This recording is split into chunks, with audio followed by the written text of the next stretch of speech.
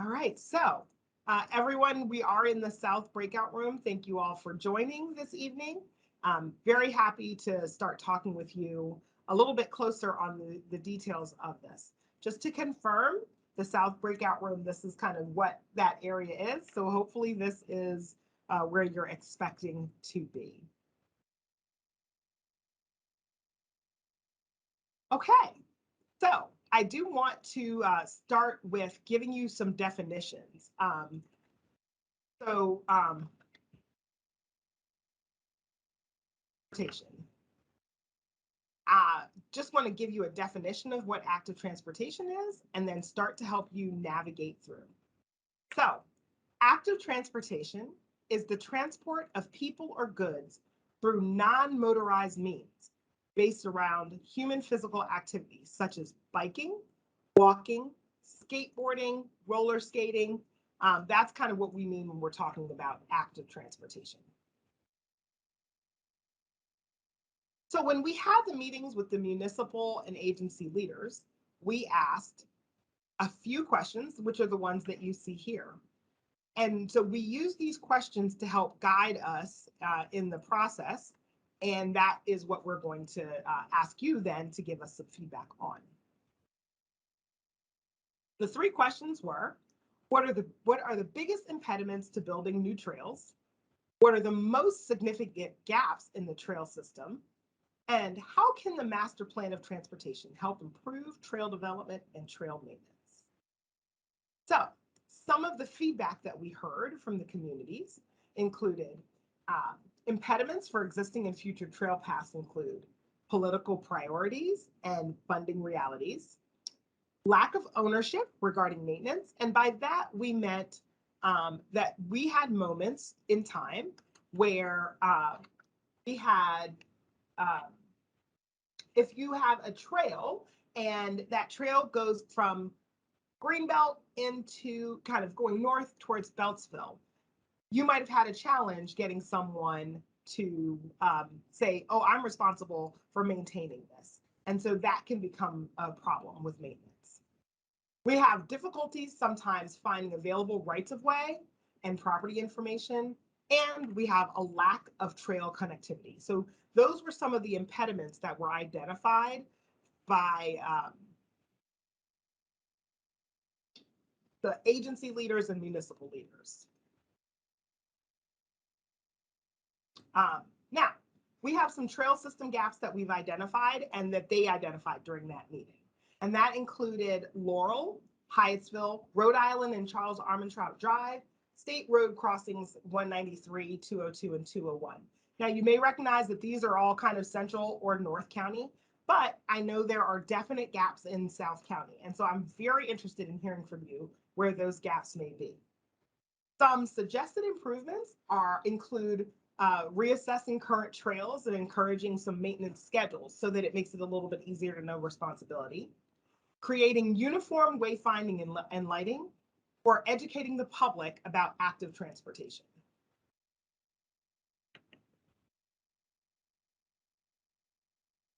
So we talked about using Slido. Hopefully you guys are able. If you have a challenge with using Slido, then what we'll do is we encourage you guys to come off mute and just communicate verbally. But in this particular room, if you're using a second tab, your code here will be MPOT 2035 S as in South, meeting 3. So S3, that would be your code. Otherwise, you can use the QR code and scan it with your device, and that'll take you straight to the Slido for participation. So, in your view, what is missing from the active transportation feedback that we just talked about?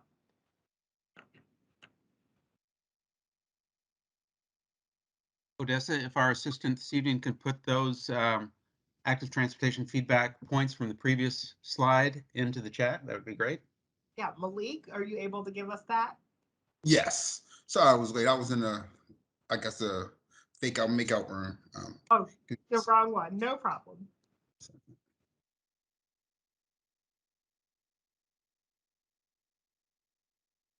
So if you can put that in the chat. And if anyone can feel free, you can either use the Slido functionality or you can come off of mute and let us know what's missing from that active transportation feedback. Where are there gaps in trails in South County or connections?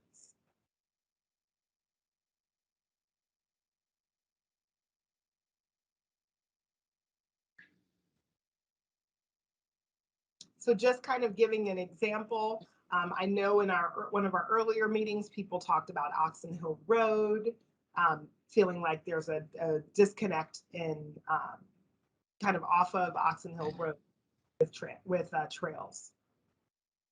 If you guys want an area to get started from.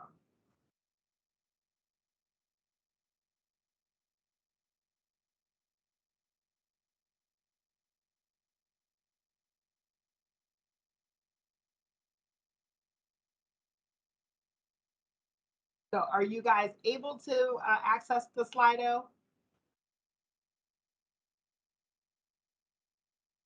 at all?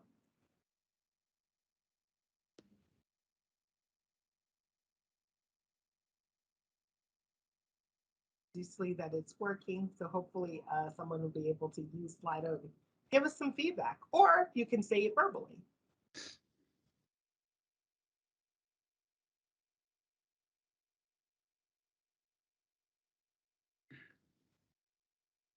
Any thoughts?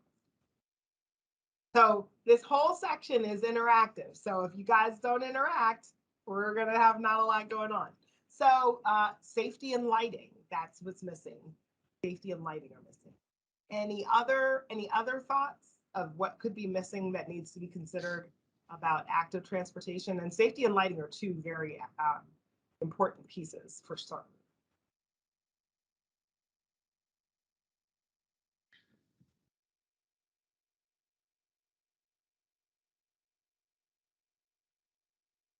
Okay, great. Interested in hearing from residents as well. Yep, we're hoping to hear from the residents. That's our goal.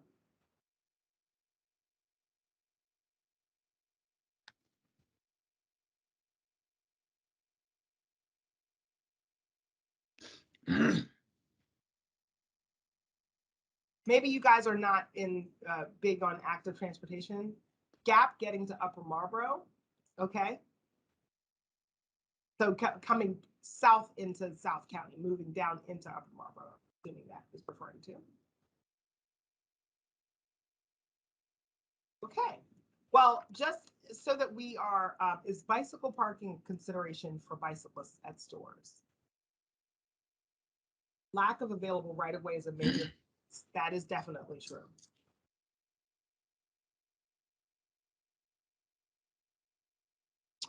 Yes, bicycle parking could be an issue and a consideration for bicyclists, especially just in general. If there's a destination, it doesn't have to be a store. I am an avid cyclist, and when I don't have anywhere to park my bike in between long rides, it can become a challenge. Okay, so I am going to go ahead and move on to the next part of our discussion. The next part of our discussion is Vision Zero. Vision Zero is a countywide strategy to achieve zero fatalities and serious on roadways by the year 2040. Prince George's County recognizes that the loss of even one life is absolutely unacceptable on our roads.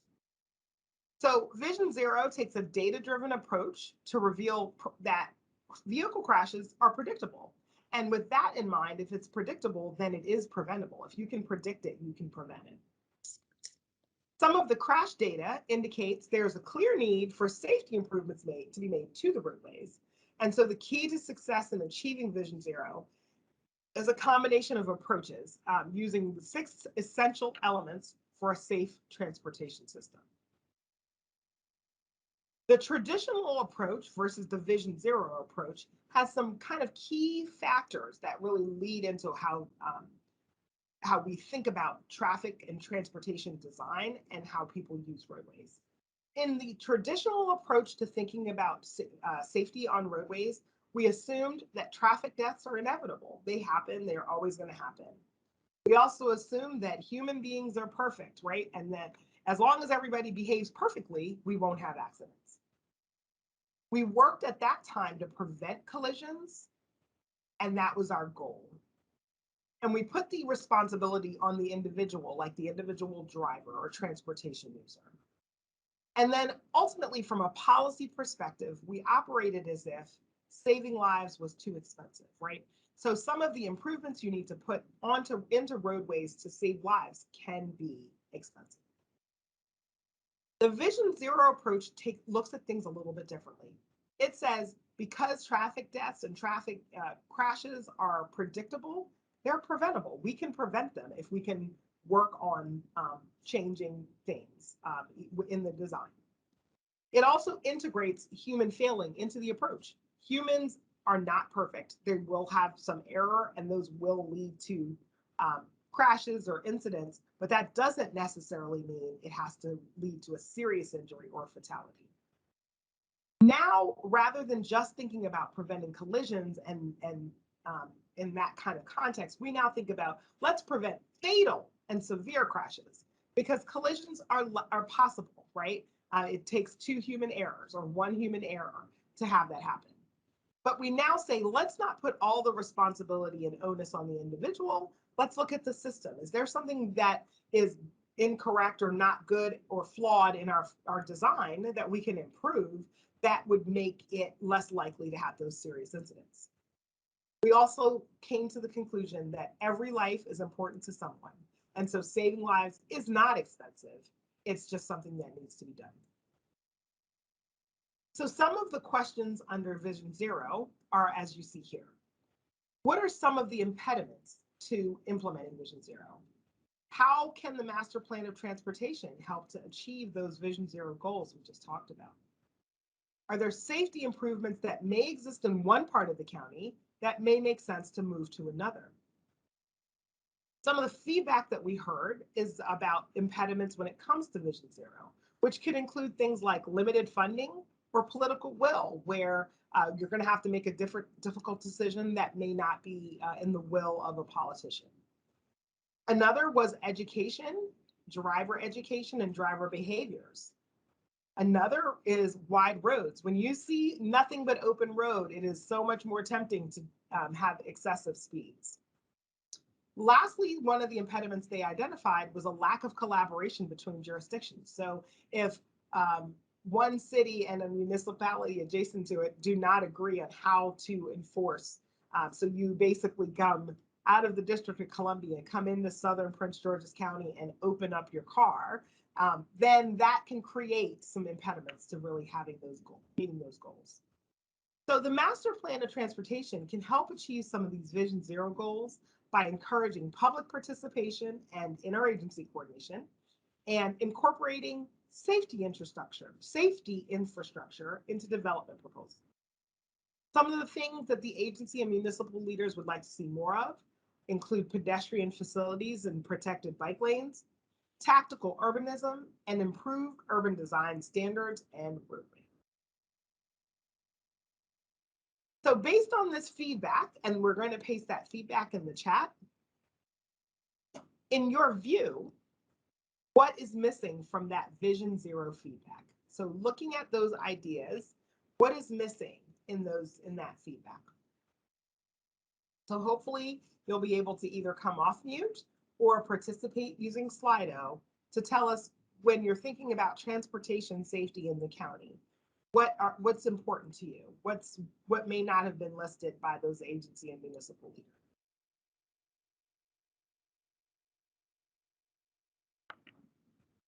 Any thoughts?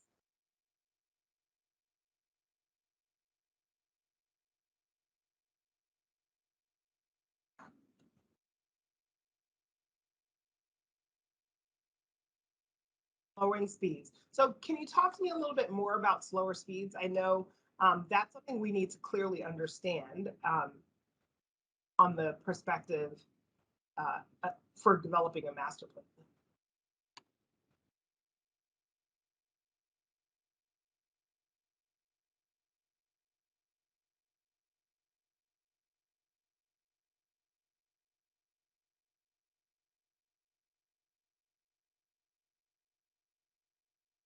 Any thoughts, whatever, whatsoever.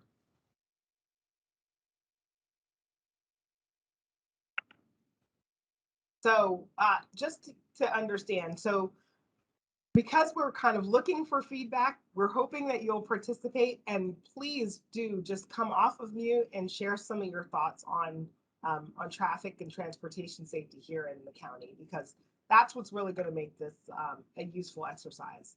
Our goal was to have an interactive conversation in each of these breakout sessions, and that would help lead to us developing a master plan of transportation that serves you as a citizen of the county. I see that speed limit is something that was listed here.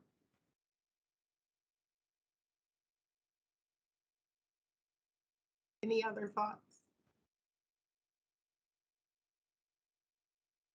Odessa, there's one comment in the chat. I'm not sure from a Michael Jackson. I'm not sure if it's relative to Vision Zero about bicycling in the park. Yeah, no, that was on the last piece. I think it was on the active transportation piece. I'm sorry. No, no worries. Thank you. Any other thoughts? Anything else? Okay, we will move on. So we also talk in the master plan of transportation about transit.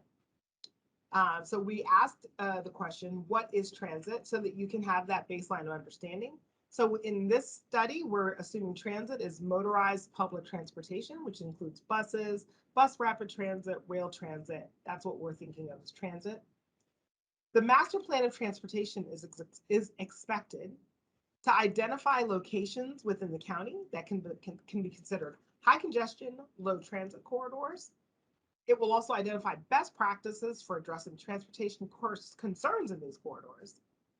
It'll identify roadways or transit infrastructure that may require additional work to achieve some of those long-term mode share. So mode share referring to vehicles, single occupancy vehicles with transit vehicles. And it'll identify the next large-scale transit corridor in the county and potential future bus transit corridors. Some of the questions we asked around transit include, where do you see transit in Prince George's County in the next 5 to 15 years? And what are your priorities, concerns, and what are their opportunities for transit? Some of the feedback we heard that people wanted to see in the next 5 to 15 years was a broader, wider transit network. They wanted to see more frequent service and late night weekend service. They wanted connections with transit-oriented development areas and better pedestrian facilities to increase transit ridership. That's really important. The last was reorienting development to the street, meaning make it make sense when you're doing development so that people can walk to it and bike to it, and all development doesn't require driving. Some of those transit priorities include equity of access, meaning making transit available equitably across the county as to the fullest extent possible, connecting workers to jobs, dealing with the last mile problem. So the last mile, we often talk about the first and last mile of a trip. And a first and last mile is referring to the fact that you may live deep into your development, right? And it may be a mile walk from your house to the actual bus stop that's on the outskirts of your house, where the next major roadway is. And that's where transit tends to run. And so at times that could be the hindrance. If the bus stop were 2 steps away from your door, or if you could actually get there within 2 minutes rather than a 10 to 15 minute mile long walk, you might use transit. It might be more appealing to you. So that's what we're talking about when we talk about this last mile problem. Another transit priority is to focus on a connected roadway system and make sure that it's reliable and easy to use. So again, looking at the feedback, we're asking, in your view, what was missing from that transit feedback? And Malik is going to place that again in the chat for anyone who is interested in seeing the feedback. Giving any feedback, that would be great. And you can use either Slido or you can come off of mute. Please feel free to give us some thoughts on transit, what's missing, what is important to you as it relates to transit.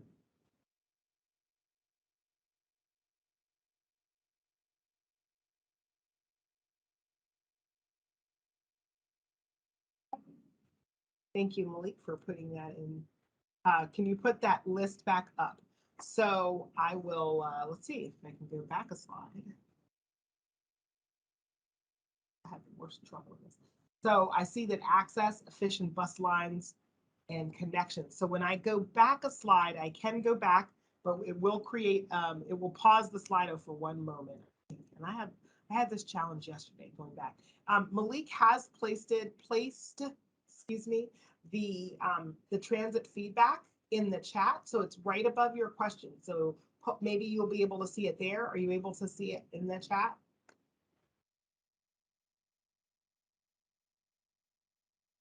Efficient bus lines and connections is really critical and important. Great. Anything else that makes transit important, that's important as it relates to transit here? County.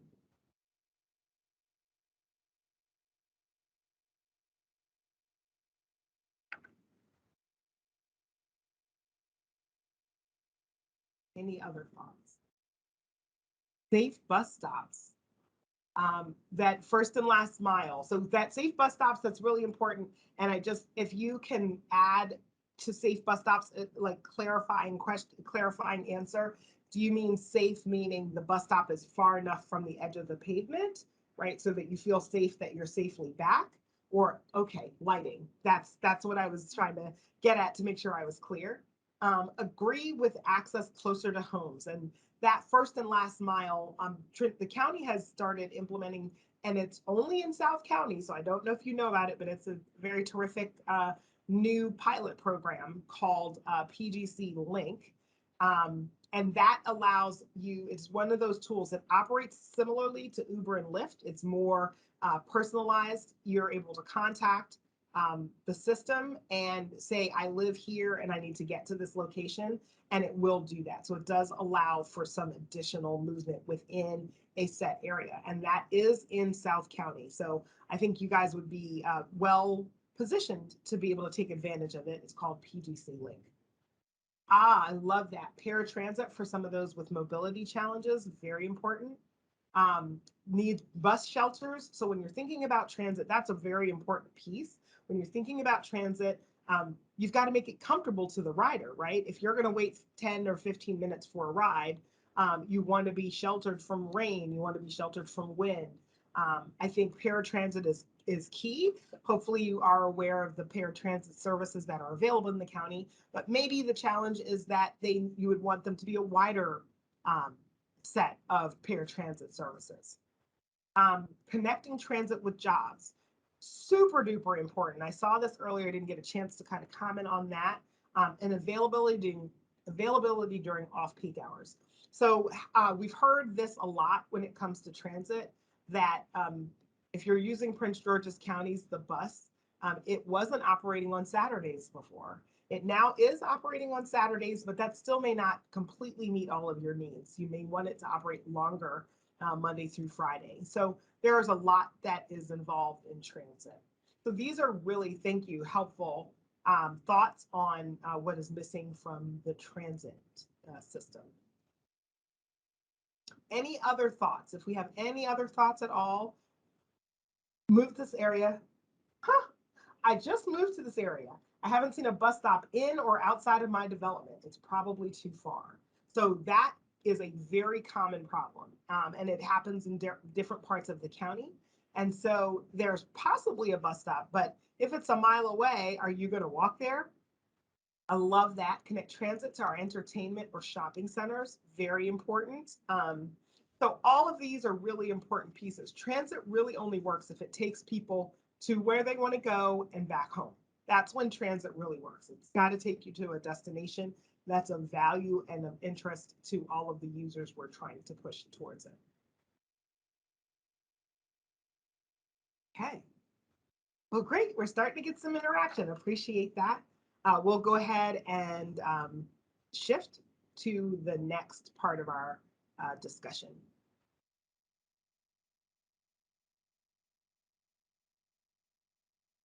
We're next going to talk about roadways. And in the roadway section, we talk a little bit about how the master plan of transportation will evaluate master plan right-of-ways for all roadway classifications. It'll identify where additional roadways may or should be proposed for future construction. It'll assess existing and possibly identify the designations of scenic and historic roadways. And it'll identify roadways that may need additional infrastructure to support an adequate level of service so that you're able to move efficiently through a particular area. And also look at those roadways for expected mode share. Are we seeing bike lanes? Are we seeing transit vehicles? Are we seeing single occupancy vehicles? Are we seeing a need for maybe a bus rapid transit? All of those things. So some of the questions we asked about roadways of the municipal and agency leaders: what roadway elements and factors has Prince George's County seen since the 2009 Master Plan of Transportation that would impact the roadway facility recommendations in the new document? We also asked what specific issues or considerations should be addressed in the update for the MPOT as part of scenic and historic road designation process, or the application of special design standards for these designated roads. Some of the feedback we heard was that things that have changed since 2009 include budgetary constraints and more maintenance, the widths of right-of-ways for utilities, trails, and bike lanes, federal infrastructure money. There have been more accidents. There's been an increased emphasis on non-vehicular travel and electric vehicles in the last, since the last master plan. There's been a changing growth and commute pattern as the transportation needs, job needs are changing. And I'm not even talking about how jobs have changed in the last 2 years with more people working from home, as well as changing corridors. So the corridors not being quite the same as they were, including some of the rural roads in the county and roads like 301 and 4. Some of the considerations for scenic and historic roadways include driver and bicycle safety, accommodating utilities, and the need for a quantifiable scale to designate which roadways should be scenic. So this one's a little bit more nuanced, but we are putting them in the chat, and hopefully you can let us know. In your view, is there anything missing from the roadways feedback? What else is a roadways concern or thought or challenge that you think is important that we address in this upcoming master plan?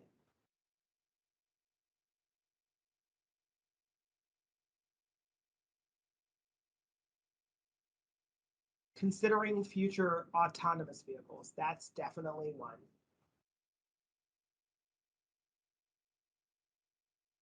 Any other thoughts? Any other things that we might have seen missing? How about congestion? How about congestion maybe on roadways like Maryland 210 and Maryland 5? Just thinking South County, Pennsylvania Avenue. Talk about anything there. What may be important for us to think about for the roadways?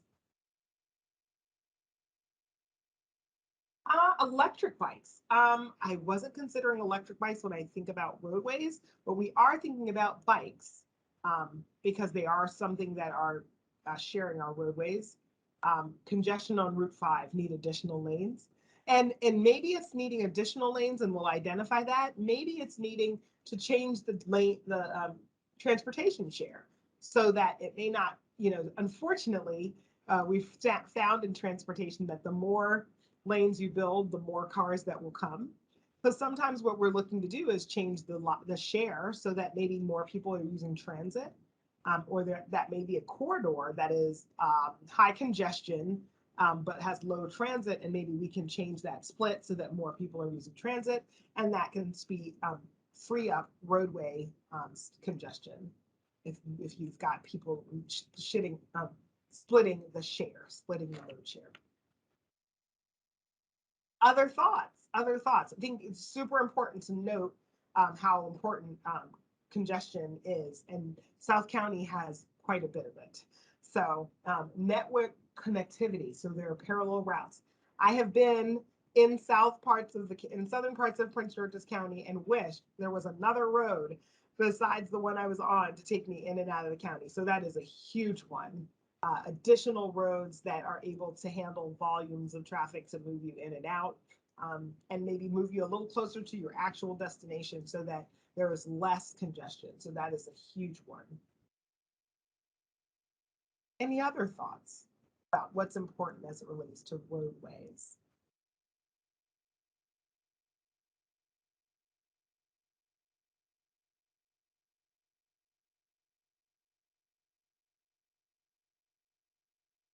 Okay. So we're going to have a moment. We're going to check in.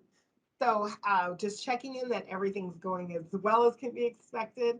Appreciate getting folks getting warmed up and ready to participate in this process. We are going to talk a little bit later about other ways that you can participate, but we're hopeful that you will find that you have a lot to say and can share it either here or in the survey materials, the survey opportunity that you'll have. The check-in is also an opportunity for me to get some water. So give me one moment.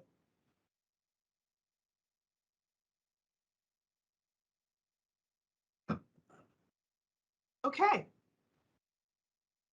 So we're going to go ahead and move along in our conversation to sustainability.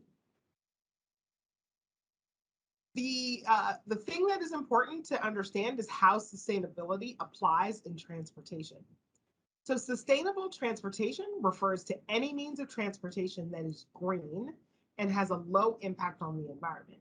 So we could be talking about bikes or scooters, walking, all of that is transportation, but they're a little bit greener. We can also be talking about electric vehicles in that case, where it has a lower impact because it has less of the carbon footprint that is being left. Sustainable transportation is also about balancing our current and future needs.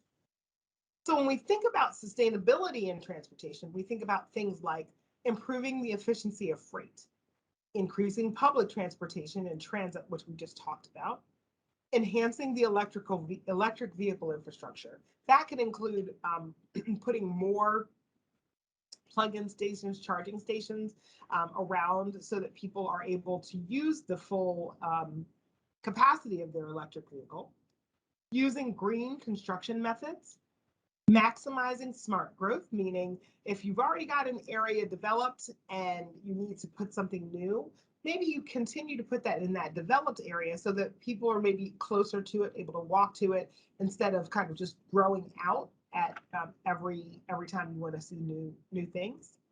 Integrating land use into the transportation conversation, promoting green highways, and supporting bike-friendly communities, which I love.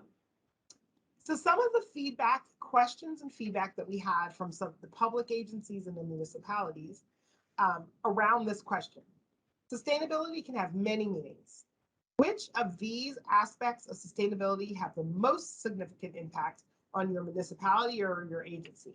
And what we see is that environmental sustainability for both fiscal and cultural, that was kind of the order of importance to those agencies.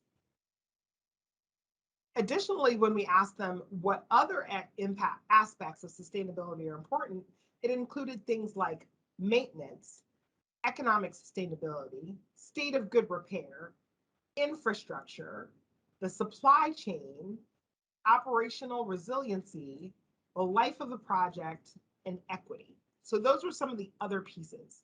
So considering what we just talked about, we're going to ask you too to rank sustainability and let us know which of the aspects of sustainability are most important, have the most significant impact on you. So if you're able to use Slido, let us know which of these aspects of sustainability have the most significant impact on you.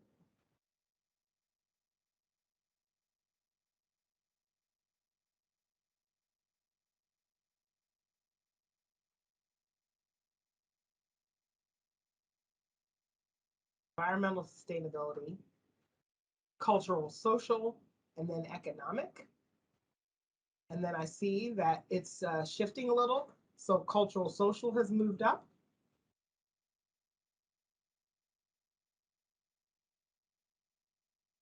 Super important. Cultural, social, super important.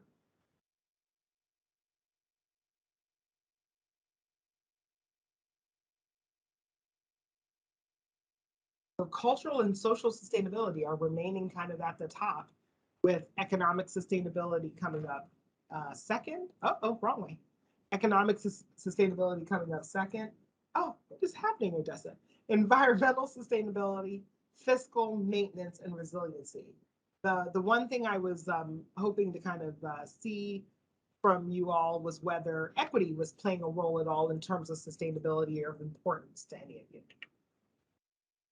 But I see cultural and social sustainability seem to be high importance to you. It's very helpful. So we're going to talk briefly about goals and success indicators as well. When we think about a successful transportation system, what are the elements of a successful transportation system?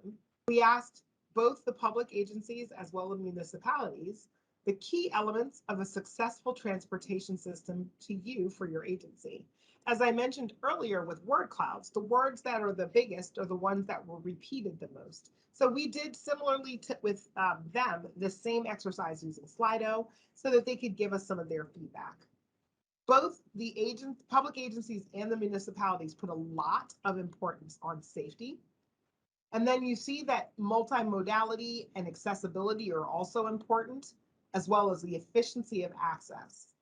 Some of the other things that we see them talking about are mobility, access, safety, safe systems, shorter trips. So if you need to make a shorter trip, that can be a successful transportation system. Adequate right-of-way for utilities, that it has mass transit. If you've got mass transit involved, you're good. That bike trails are connected, that there's public safety and walkability, and that they're inexpensive. So those are some of the functionalities that they identified as successful. When we asked them about ranking those things in order of importance to their agencies, we saw that safety for both was at the top. For the public agencies, they thought multimodalism was more important than accessibility, but they just flip-flopped between that and the municipals. And then affordability and energy efficiency fell the same with both. So again, giving you an opportunity to rank these transportation themes. Please rank those themes in order of importance to you and your transportation maneuver.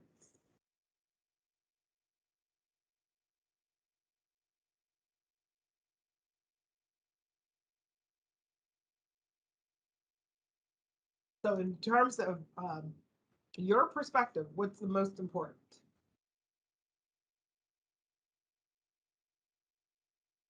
Accessibility, affordability, energy efficiency, multimodality. We're seeing accessibility is most important.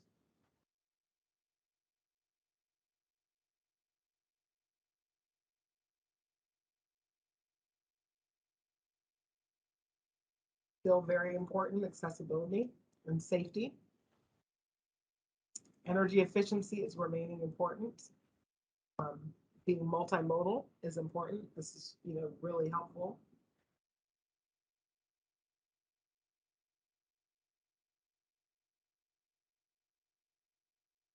Okay. See a little bit. Accessibility is staying at the top though, right? So if transportation is accessible, then that is a success. Really important.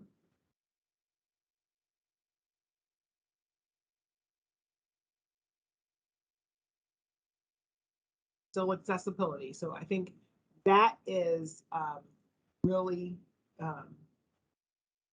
important for us all to recognize. All right, move on. We get to next, transportation equity. And this is an important topic at the current moment in time, but also important in general. We want everyone to feel like transit is available and transportation is available for them. So we asked them their top 3 transportation equity concerns. And some of the concerns what we saw in their responses is that accessibility was their biggest equity concern, but it was really closely linked as well with affordability and mobility. Need and ability were there, but what was really important and it kind of really showed was accessibility and affordability. So, for your perspective, what are your top 3 transportation equity concerns? From your perspective, what are your top 3 equity concerns?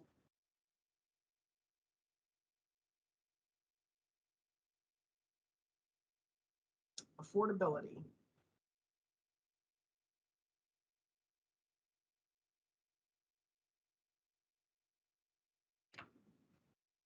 Oh, sure. So the definition of equity, as we're I don't remember, did we put transportation equity here?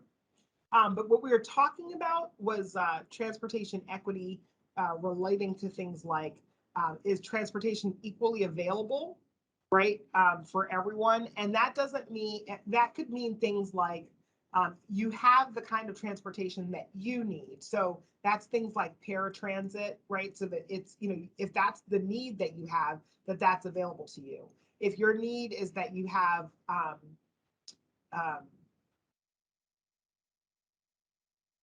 parking spaces, like a parking space that's available to you, that can be an equitable concern because some areas you may have the need and you may not have it. So it is really about having what you need based on your personal condition, and that people have access to the same things that they need, no matter where they are or their circumstance. Thank you for the clarifying question, and I hope that was a helpful answer. What we see is accessibility and affordability, similar to what the agency and municipal leaders identified, are really at the top of this discussion.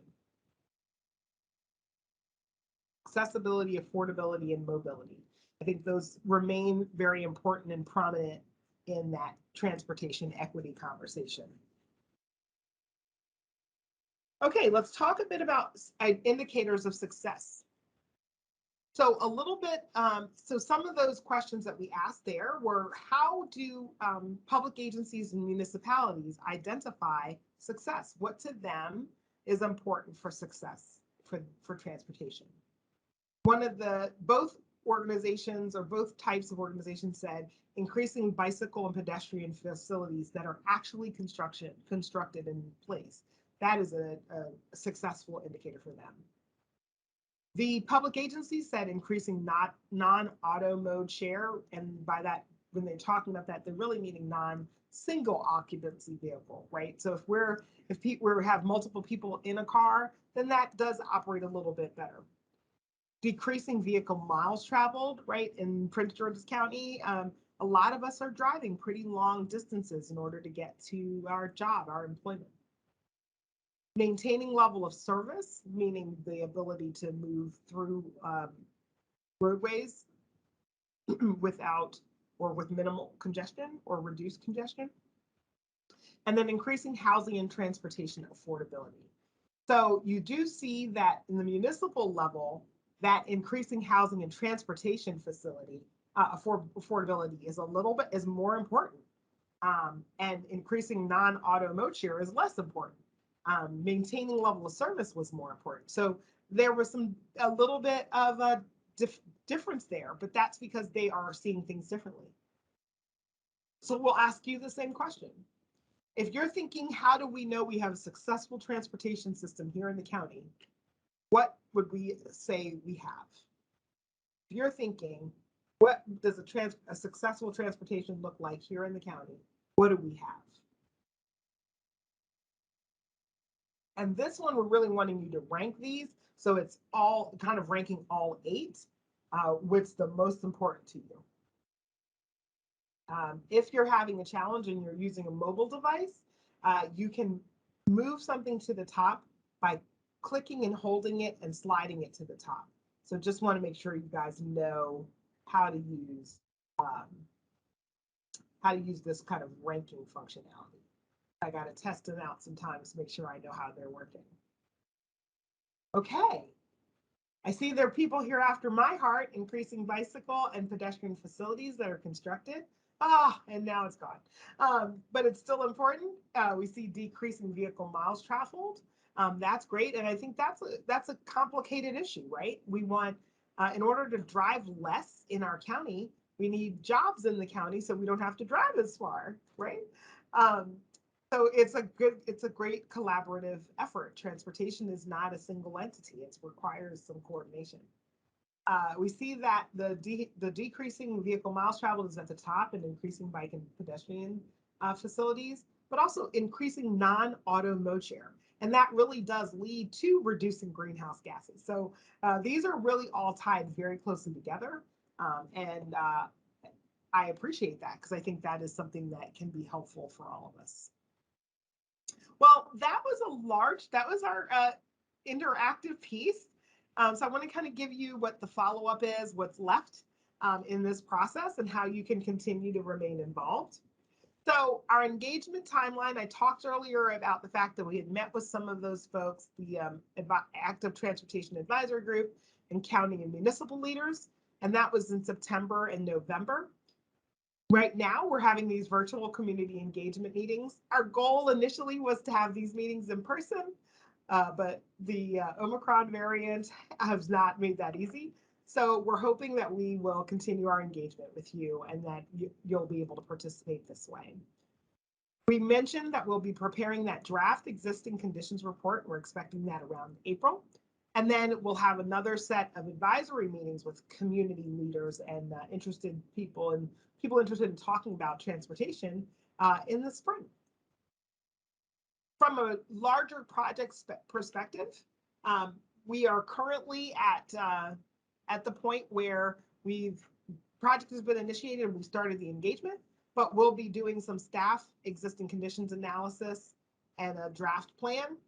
Then we'll have a public release of that draft plan, and then we'll have our first joint public hearing. We'll then have an adoption prayerfully by the planning board, and then the council will approve those amendments in June of 2023, and a final approval for the second joint public hearing in September 2023. There are lots of opportunities for you to engage. This was only the first point for many of you. We have an online survey, and if Malik or Elsa, you can place, I think Malik is here, you can place, he did, the link to that survey, it's right here. That opened on Tuesday, and it'll be open through February 25th. Not only are we asking you to fill it out, but we're also asking you to have your neighbors who may not have been able to attend fill that out as well. The county is also offering virtual office hours Monday and Wednesday from 1 to 3 p.m. where you can call and ask any of your transportation questions, and they'll be prepared to talk with you. And then we'll have future engagement meetings this spring. General contact information for the project. We have a project website, and you can see that here, as well as emailing our project manager or deputy project manager that we indicated earlier, Crystal Saunders Hancock or Judith Howerton. And then on social media, you can follow our progress on @PGPlanningMD on Facebook, Instagram, and Twitter. Well, I have given you all the information I have available. Are there any other questions that you may have that you'd want to ask? Any questions at all?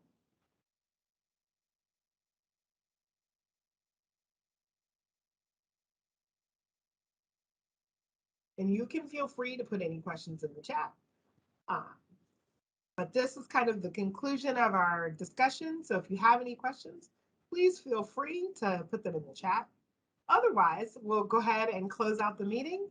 And thank you so much for participating, and ask that you will continue to participate in this process and help give us the information we need. Hopefully, you and some of your neighbors will do our survey. I appreciate it. Thank you for attending.